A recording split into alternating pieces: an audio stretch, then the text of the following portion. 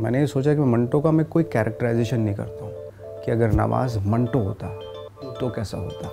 तो मैंने ख़ुद को ही प्ले किया। पाकिस्तानी ड्रामा जो हैं वो बहुत ही हमारे वहाँ पे भी काफ़ी देखे जाते हैं। राइटिंग बहुत अच्छी है, बहुत कमाल की राइटिंग है वहाँ पे। एक्टर्स बहुत अच्छे हैं, अमेजिंग एक्टर्स हैं वहाँ पे। आप यकीन नहीं करेंगे, मैंने एक दिन पहले कोई 100 मरतबा उस सीन को दोहराया होगा। जो कैमरामैन खड़ा हुआ है सामने और वो बोलता है कराची से अंदरूनी मुल्क लोग।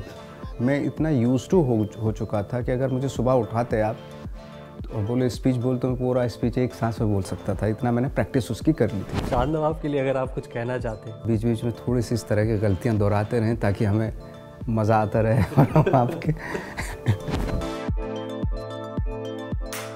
हमारे साथ इस मौजूद हैं भारत के मारूफ अदाकार नवाजुद्दीन सिद्दीकी साहब। किसी तारुफ के मोहताज नहीं, हम सबके आपके पसंदीदा अदाकार हैं। नवाज भाई, बहुत शुक्रिया आपके वक्त का DW उर्दू के साथ बातचीत करने के लिए। बर्लिन में आप मौजूद हैं। बर्लिन से लगता है आपका बड़ा कोई करीबी रिश्ता है। बर्लिनाले फिल्म फेस्टिवल में आपकी फिल्में भी आ चुकी हैं, तो अभी सैर भी कर रहे हैं। कैसा लगा बर्लिन हमारा आपको? बहुत ही खूबसूरत शहर है ऑफ कोर्स।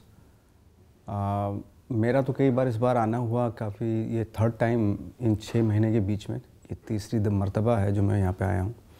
ऑफ कोर्स बड़ा अच्छा लगता है। फ्रैंकफर्ट में भी था, मैं यहाँ पे भी आया हूँ, तो अभी घूम ही रहा हूँ। मुझे खूब अच्छा लगता है शहर। शुरू से शुरुआत करते हैं कि आपको पहली मरतबा ये कब एहसास हुआ कि आप एक्टिंग करना चाहते हैं? मुझे तो बहुत ही लेट हुआ एहसास एक्चुअली। ग्रेजुएशन के बाद हुआ। ग्रेजुएशन के बाद मैं 1 साल ऐसे ही घूमता रहा, क्या करूं क्या ना करूं। तो किसी ने दिखा दिया थिएटर मुझे, और वहाँ जब देखने के बाद फिर मेरा सिलसिला शुरू हो गया कि मैं होल लाइफ जो है थिएटर ही करूँगा। बट थिएटर करने के बाद कुछ ऐसा हुआ कि एहसास कि शायद सर्वाइवल के लिए थोड़ा डिफ़िकल्टीज़ थी, तो मुंबई चला आया। तो वहाँ से आके फिर छोटे छोटे रोल करते करते जो है फिर फाइनली जो है चीज़ें मिलनी शुरू हो गई। तो वो जो स्ट्रगल पीरियड था आपका, तो कोई ऐसा वक्त आया जब आपको लगा दिल बर्दाश्त हो गए कि नहीं यार नहीं हो सकता? हाँ, कई बार ऐसा हुआ कि सोचा कि छोड़ देता हूँ, बट मेरे पास कोई दूसरा ऑप्शन था नहीं, क्योंकि मैंने काफ़ी साल इसमें लगा दिए थे। तो लगा कि अब वापस कुछ दूसरा काम करूँगा, स्टार्ट करूँगा फिर से, वो मुश्किल था मेरे लिए। इसलिए मुझे लगा कि जो भी अच्छा है बुरा है सब इसी में ही होगा, जो भी कुछ होगा। पूछने का मकसद ये था कि जो लोग शायद इस वक्त अपनी स्ट्रगल पीरियड में हो, तो वो किस तरह से आगे अपने आप को मोटिवेट करते रहें, कैसे आगे बढ़ें?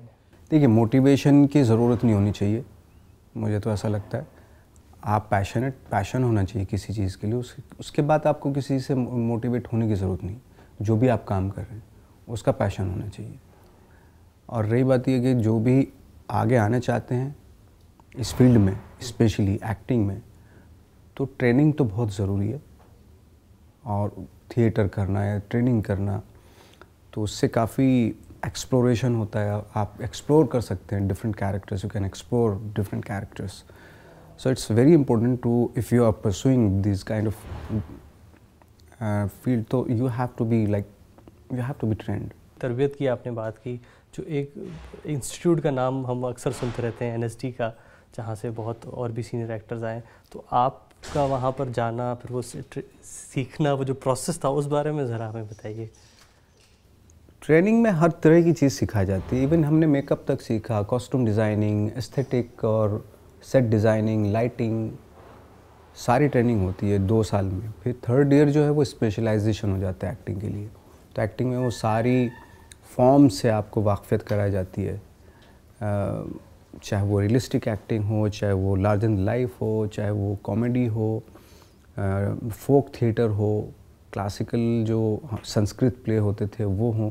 हर फॉर्म से आपको जो है ना वाक़फ़ियत कराई जाती है। वहाँ उस फॉर्म का एक प्ले होता है, तो आप यूज्ड हो जाते हैं हर फॉर्म के लिए। इसलिए बहुत इम्पोर्टेंट होता है ये ट्रेनिंग। तो उस तरबियत के दौरान कोई एक्टर जिसको आप एज अ रोल मॉडल देखते थे, इंस्पायर होते थे कि यार ये जो काम कर रहे हैं इस तरह का काम करना है? ऑफ कोर्स हम लोग नसीरुद्दीन शाह से काफ़ी इंस्पायर होते थे, उनकी फ़िल्में देख के, उनका काम देख के।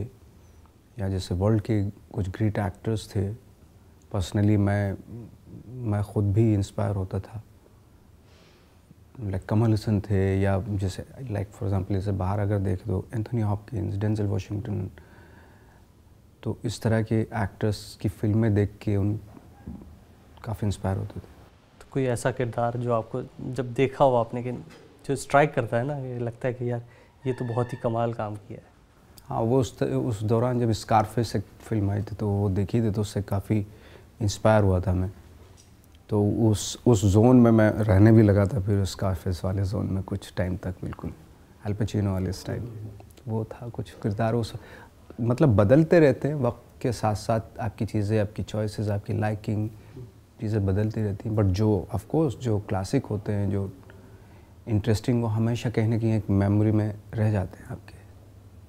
तो आपका आमतौर पर प्रोसेस क्या रहता है जब कोई स्क्रिप्ट आपके पास आता है, कोई रोल आता है, तो आप किस तरह से उसको डिपेंड करता है, कैरेक्टर टू कैरेक्टर पे डिपेंड करता है। बहुत सारे कैरेक्टर्स होते हैं उसमें ज़रूरत नहीं होती किसी भी प्रोसेस की। बहुत सारे जो कैरेक्टर ऐसे होते हैं वो ऑन द स्पॉट तैयार होते हैं, अकॉर्डिंग क्या डायरेक्टर का सोच क्या है उस कैरेक्टर को लेके, तो वो सेट पे जाके तैयार होता है। बहुत सारे कैरेक्टर्स ऐसे होते हैं जो उसकी प्रिपेयर करना पड़ता है, जैसे मंटो थी या ठाकरे है, क्योंकि अब ठाकरे जो बाला साहब ठाकरे का जब मैंने रोल किया था तो ऑफ कोर्स मुझे वो सारी स्टडी करनी थी कि उनके हाव भाव, खड़े होने के अंदाज़, उनका चलने का क्या सोच है, उनका दिल किस चीज़ से धड़कता होगा रियली में, तो उस तरह की चीज़ें पे इमेजिन करना पड़ता है। तो मंटो के किरदार की आपने बात की, वो कितना चैलेंजिंग था आपके लिए?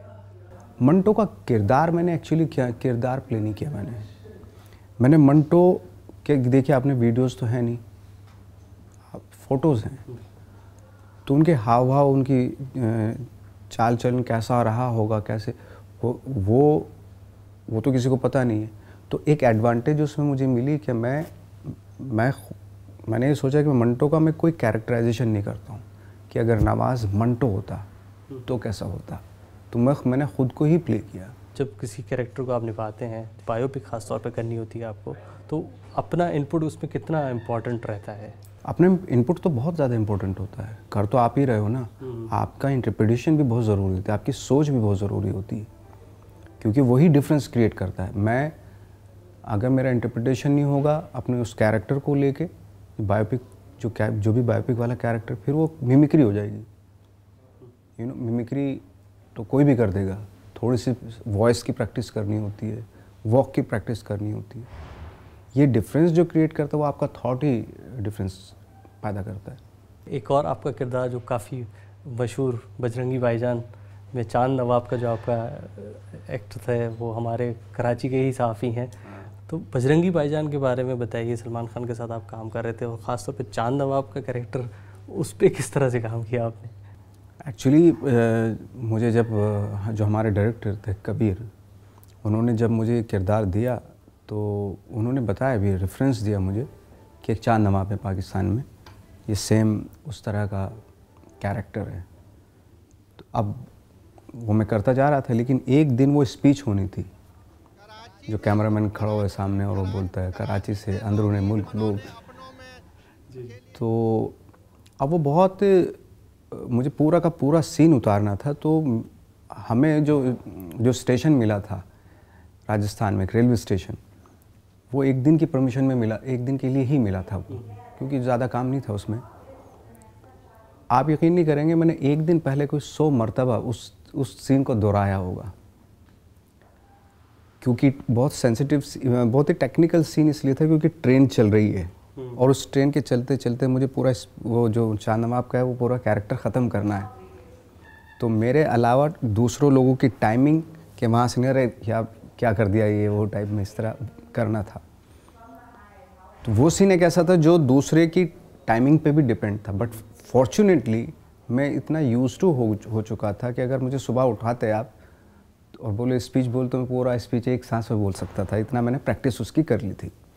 फाइनली हम सुबह सेट पे पहुँचे और फिर किया तो वो एक ही बार में हो गया और पूरा दिन हमारा बचा हुआ था, वो छुट्टी मिल गई हम लोगों को, सब खुश थे। मैं चाहूँगा चांद नवाब के लिए अगर आप कुछ कहना चाहते हैं, वो यकीनन देख रहे होंगे आपका इंटरव्यू। मेरी ये हाल है कि उनसे उस दौरान फ़ोन पे भी बात हुई थी, तो बड़े खुश नज़र आते थे वो। हमें भी बहुत खुशी होती थी कि कि उनको वापस से वो, मेरे ख्याल से अब तो बहुत काम कर रहे होंगे वो, हाँ बहुत काम कर रहे हैं। बहुत ही इनोसेंसी थी उनके कैरेक्टर में जब वो मैंने वीडियो उनका देखा था, और होपफुली बहुत अच्छा काम कर रहे होंगे। मुझे उम्मीद है इस बात की, आगे भी आप करते रहें और बीच बीच में थोड़ी सी इस तरह की गलतियां दोहराते रहें ताकि हमें मज़ा आता रहे और हम आपके गलतियाँ नहीं, वो फ़न होता है एक तरह से, गलतियाँ नहीं होती। पाकिस्तान का जिक्र किया तो पाकिस्तान की इंडस्ट्री को वहाँ पे काम देखते हैं। पाकिस्तान में भी मंटो फिल्म बनाई गई थी, सरमद कुसर ने बनाई थी, तो आपने देखी थी, काम फॉलो करते हैं पाकिस्तान? मैं आई एम सॉरी, मैं देख नहीं पाया उस फिल्म को। बड़ा मेरी ख्वाहिश है, मैं देखूंगा ज़रूर उसको। आमतौर पे काम फॉलो करते हैं पाकिस्तानी इंडस्ट्री का किसी कुछ काम जो थे मैं जैसे, अब चूँकि पाकिस्तानी ड्रामा जो हैं वो बहुत ही हमारे वहाँ पे भी काफ़ी देखे जाते हैं, और राइटिंग बहुत अच्छी है, बहुत कमाल की राइटिंग है वहाँ पे, एक्टर्स बहुत अच्छे हैं, अमेजिंग एक्टर्स हैं वहाँ पे। आपके जो कैरियर है, आपकी जो कहानी है, ज़ाहिर है बहुत सारे लोग उससे रिलेट भी करते हैं। हम आम ज़िंदगी में हर दूसरा बंदा उस स्ट्रगल फेज से गुजरता है, मिडिल क्लास फैमिली से आता है, तो आपकी फैमिली का कितना रोल है इस सारे आपके कैरियर के अंदर? मेरे कैरियर में मेरी फैमिली का इतना बड़ा रोल नहीं है। ये मैंने खुद ही परस्यू किया था। उनको, वो बेचारे इसलिए रोल नहीं था उनका क्योंकि वो जानते ही नहीं थे, वो एक गांव में, छोटे से गांव में रहते थे। हाँ, इतना ज़रूर है कि उन्होंने मुझे जो चीज़ मैं करना चाहता उस पर रोक नहीं लगाई, क्योंकि उनको पता ही नहीं था। इसीलिए मैं बोलता हूँ कभी कभी कि बहुत ज़्यादा पढ़ा लिखा होना माँ बाप का ना बच्चों के लिए बहुत ख़तरनाक हो सकता है। वो इसलिए कि वो डिक्टेट करते हैं कि you do it, you should do this kind of thing, और ये वो सब। तो उससे बच्चा कंफ्यूज हो जाता है कि मेरा मन तो है ये करने का और मेरे मदर फादर कह रहे हैं ये करने का। तो हमेशा माँ बाप को ना बच्चों के उस पर चलना चाहिए, इंस्टिंक्ट पे चलना चाहिए। वो क्या सोच रहा है, क्या करना चाहता है, उसको सपोर्ट करना चाहिए। पढ़े लिखे माँ बाप अक्सर, सब की बात नहीं करूँ, ज़्यादातर क्या होता है कि वो, तुम्हें नहीं पता, हमें एक्सपीरियंस है, आप ये करो। अब उनके माँ बाप की इज़्ज़त और प्यार है क्योंकि उसके दिल और दिमाग में, तो वो जैसे माँ बाप चाहते हैं वैसा करने लगता है। बट कभी उसके दिल से भी पूछो तो what you want to do actually in your life, उसको सपोर्ट करना चाहिए।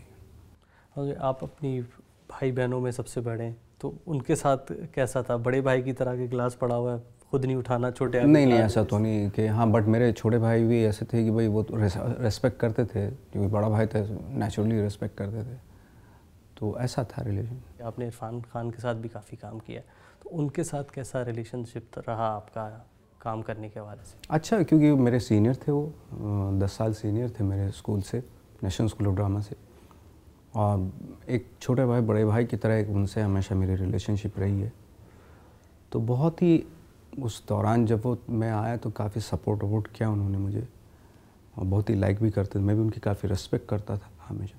अब जो सिनेमा से एक शिफ्ट आया है बड़ी स्क्रीन से, अब OTT पे जिस तरह इंडस्ट्री शिफ्ट हुई है, तो आपके लिए तो कहीं ना कहीं काफ़ी ज़्यादा फ़ायदेमंद रही है। तो ये जो चेंज आया है इस इंडस्ट्री के अंदर, उसको आप पर्सनली किस तरह देखते हैं? काम बढ़ गया है, वैरायटी बढ़ गई है? देखिए, जब काम बढ़ता है तो क्वालिटी ख़त्म हो जाती है, ये तो फैक्ट है। जब काम बहुत ज़्यादा होने लगता है तो क्वालिटी में डाउनफॉल आना शुरू हो जाता है। वो तो ये नेचुरल है ये, मतलब कोई मैं तरक़ियत वाली बात नहीं कह रहा हूँ। और कुछ अच्छे काम भी हो रहे हैं, और वो तो साथ साथ हमेशा चलता ही रहेगा। कुछ अच्छे काम होंगे, कुछ ऐसे मीडियोकर काम भी होंगे, वो चलता रहेगा हमेशा। तो आपने जैसे सेक्रेड गेम्स की थी, उसका अभी नया? नहीं, उसका अभी कोई नया कोई सीज़न नहीं आएगा, क्योंकि उसको भी कामयाबी OTT प्लेटफॉर्म से ही मिली थी। तो आपको लगता है ऑडियंस भी डिफरेंट है सिनेमा से OTT की? सिनेमा की ऑडियंस, मतलब सिनेमा होता है। देखो, OTT एक छोटा सा हिस्सा से, उसमें आप क्या देख लोगे? डेप्थ ही नज़र नहीं आएगी एक्टर की आइज़ में, पता ही नहीं चलेगा वो क्या सोच रहा है। जब आप बड़े स्क्रीन पे देखते हैं ना, आप एक्टर के अंदर चले जाते हैं। और ये जो है कि एक लैपटॉप पे या थोड़ा सा बड़े स्क्रीन पे वो आप जब देखते हो तो आप पर्सनल नहीं हो सकते, बहुत ही डेप्थ में नहीं जा सकते चीज़ों के। ऐसा लगता है 2 डायमेंशनल है ये, लेकिन सिनेमा एकदम 3 डायमेंशनल लगता है कि आप उस वर्ल्ड में चले जाते हैं, एक्टर के थॉट, एक्टर के माइंड में भी चले जाते हैं आप। सिनेमा मैजिकल चीज़ है। OTT पे जो ये छोटी छोटी जो स्क्रीन पे आप सीरीज़ देखते हैं, मैं उससे वाकफियत नहीं रखता हूँ। लोग जिन लोगों को घर पे बैठने की आदत है, सुस्त बनने की आदत है, वो देखें, या जिनको टाइम नहीं मिलता, जो बहुत बिजी है अपनी लाइफ में, वो देखें। लेकिन सिनेमा मेरे लिए है बड़े स्क्रीन पे। तो आपको अगर चॉइस मिलेगी तो मैं ऑफकोर्स मैं 100% में, हम तो अभी भी मैं कोई नहीं देखता हूँ छोटे टीवी पे, मैं नहीं देखता हूँ। मुझे अपनी ग्रोथ करनी है, मैं क्योंकि मुझे अपना EQ स्ट्रॉन्ग करना, नॉट IQ, EQ स्ट्रॉन्ग करना है, तो मुझे सिनेमा देखना पड़ेगा बड़े पर्दे पे। ज़ाहिर है इंडस्ट्री एक तरह से बड़ी भी है, तो उसमें कंपटीशन भी बढ़ता है। तो आपके लिए कितना मुश्किल था या आसान था उस कंपटीशन में हमेशा आगे बढ़ते रहना? मैं किसी कंपटीशन में नहीं हूँ, मैं चाहता हूँ कोई कंपटीशन में, किसी रेस में मैं शामिल हूँ। मेरा अपना स्पीड है, मेरा अपना सोचने का तरीका है, मेरे अपनी फिल्में हैं। मुझे लगता है कि फ़िल्म करनी चाहिए, इसमें मैं दिल की बात कह सकता हूँ या अपने थॉट शेयर कर सकता हूँ। उस तरह का सिनेमा मुझे पसंद है और वही मैं करता हूँ। बाकी मैं किसी कंपटीशन में शामिल नहीं होना चाहता हूँ, ना हूँ। तो आपका अब तक जो आपने इतने किरदार अदा किए, कोई ऐसा किरदार जो आपको लगे कि यार ये मेरा बड़ा ज़बरदस्त बेहतरीन किरदार रहा है, पसंदीदा किरदार रहा है? मुझे बहुत ही अजीब सा लगता है अपने बारे में बात करना, अपने बारे में, अपने किरदारों के बारे में बात करना। मेरे से नहीं होता, आई एम सॉरी।